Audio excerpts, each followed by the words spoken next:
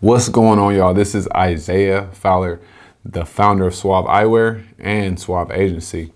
And today is the 74th episode of the podcast, man. This is literally the best platform, right? The best content on the internet for direct to consumer information, wisdom, knowledge, and guidance, right?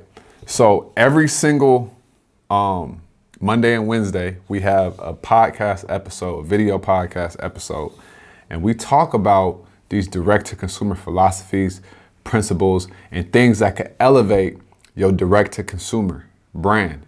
And if you don't take these things serious versus if you do, most likely your brand will elevate if you actually take these things serious and implement.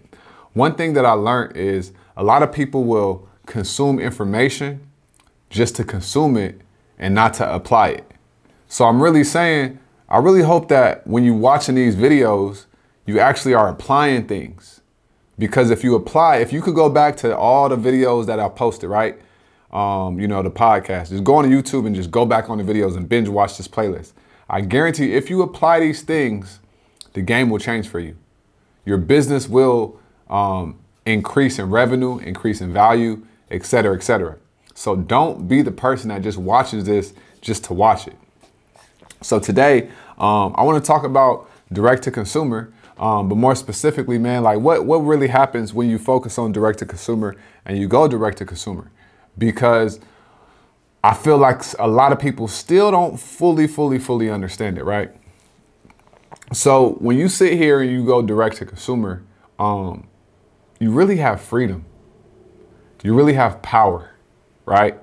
One of my biggest inspirations of, this philosophy of D2C and direct to consumer was Nip, right? Nipsey. And so I look at the music industry and I could correlate that with, product-based businesses. And I'm about to illustrate what happens. So in the music industry, when a person says they want to do music, there's a couple routes that you can take. The independent route, it's not flashy, it's way more long-term, or you have, you go and try to do things for, so you can sign the label. And so those two things right there, those two paths, some people take one path, some people take the other path. No path is right or wrong, but if we're talking about ownership, if we're talking about equity, the independent is the only route. And direct to consumer is equivalent to independent and owning your masters, and then like trying to get into stores and doing all that wholesale. That's kind of like signing to a label, because other people are involved in your operation and what you're doing, and you don't have as much control as you think you may have. And I'm gonna explain why, right? But when you look at, the artists that are independent, I follow people who are independent. Ryan Leslie did a good job with it. Of course, Nip, Russ. I really like what Russ is doing. It's another dude, Rex Life Raj. He from Cali, and these are independent people. Of course, you have other people, but these are some of the people that resonate with me. And so, if we talking about long-term success, when you go independent or direct to consumer, you don't have to do as much because you own 100% of everything. When you own 100% of everything, you're going to be positioned in a much better place, rather than if you're doing wholesale, you're giving up 50% of your margins. Therefore, you're going to need to do a lot more volume to make the same amount of money that somebody fully direct to consumer wouldn't have to do. Right? Because they're getting 100% of their margins. And even if they do 30% sales, they're still getting 70% of their margins. But if you're selling to a store or doing wholesale, you're still selling it at a 50% off, right? So that's how I look at wholesale versus direct to consumer. When you're doing direct to consumer, you can do up to 35% off sales and still make more than if you would have went wholesale. But you're not doing that sale every week. You're not doing that sale every single time you get an order. You're only doing it, special occasions. So you can be getting much more money, you know what I'm saying? Staying D2C, focusing on your website rather than trying to get into stores, right? I always say, you don't get brand awareness by getting into stores, you keep it, right? So at the end of the day, if you sit here and say, I want to get into a store, you need to have your own customer base, because the store is going to want you to basically push people to that store so that you can, they can go buy it out. Otherwise, they're going to say it wasn't performing right. Then they're going to make you want to buy it back or whatever, right? So you want to get to a point where your brand is powerful. And that's what this is all about. It's about building up your platform, building up your distribution list. When I say distribution list, what I mean is your email list, your SMS list, your social media platforms. When you build up a platform, let's say, because people be thinking social media is about followers. It's not about followers. It's really about the distribution list. If you could build up your Instagram and let's say it has 85,000 followers, and then your engagement rate is, let's say you have it and it's really booming and you're doing 10 to 12% engagement rate, right? Okay, what this means is now anytime you put content out, people are paying attention to it because they're paying attention to your brand. But if you aren't focusing on that connection with your customers, you're not gonna have that presence with the people and you're not gonna have that influence, okay? Your distribution list with your email list. If you have an email list of, 80,000 people, 75,000 people, you will be able to send out an email list and literally print money.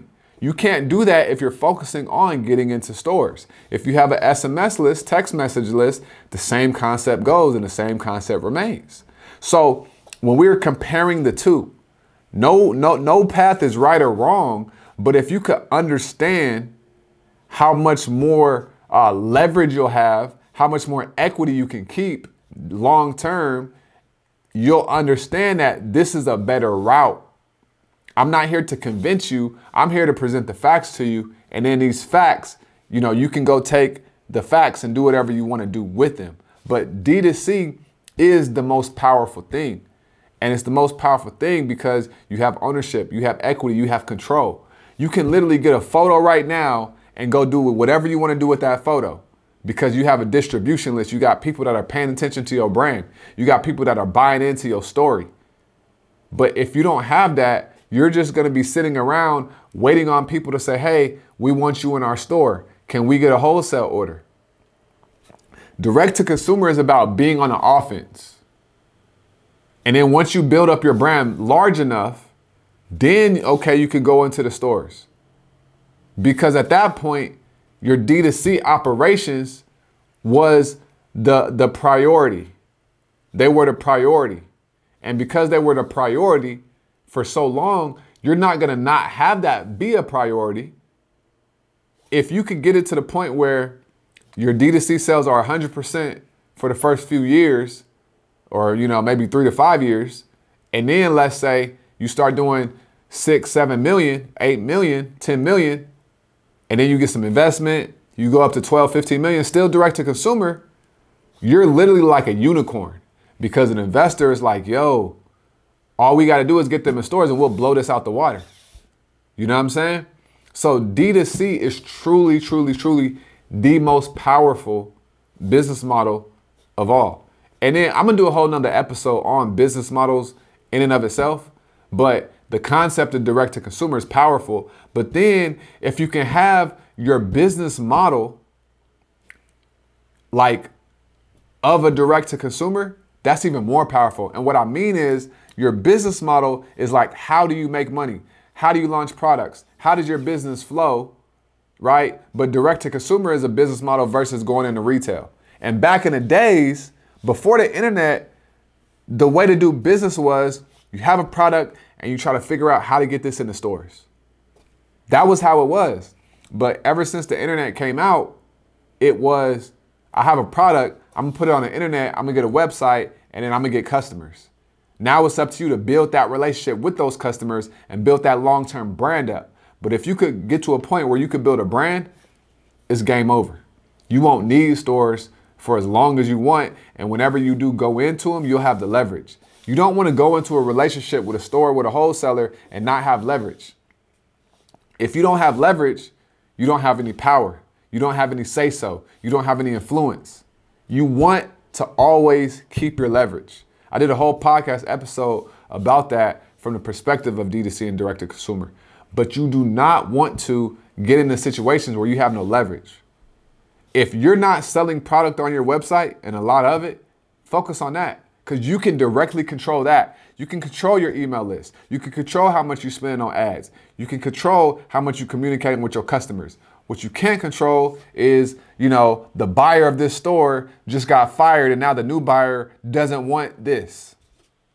You can't control that. So why would you put your hope and your faith into that?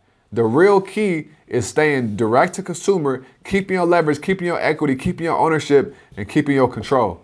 So when you do stay direct to consumer, you get to the point where you are more powerful in a better situation. And that way, you're positioning yourself to where people are approaching you because they've been hearing about your brand all over the internet and they want to get a piece of it and they want to be a part of the brand, the company, and going up and blowing up.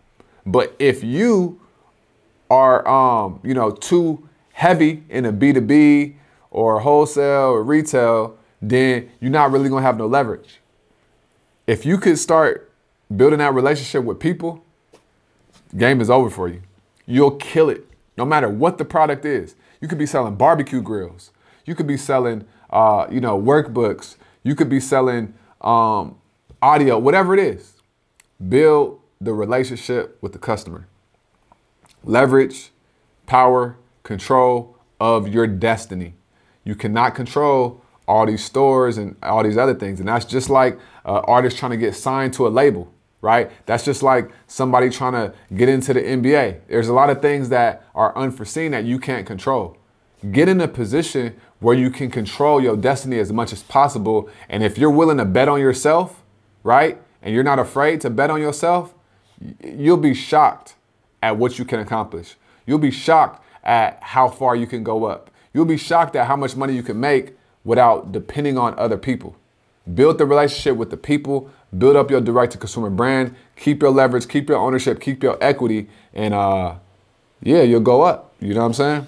So that's the episode I wanted to do today, man. Like, that's what happens when you really stay direct-to-consumer. It's not an easy path, right? It may be a little bit longer, but we in a time where, you really could catch a wave on the internet and then it won't be as long as you think. But you have to be long-term minded to make long-term decisions. So that way, everything will, manifest the proper way, right? Long-term. It's not an overnight thing. It's not a get-rich-quick thing, of course. But direct-to-consumer is the only way to go, in my opinion. I'm going to stand on that forever. So that's what I want to talk to y'all today about. So no matter what you do, always remember everything you do in life starts with a vision. And I'm going to see y'all in the next episode. Peace.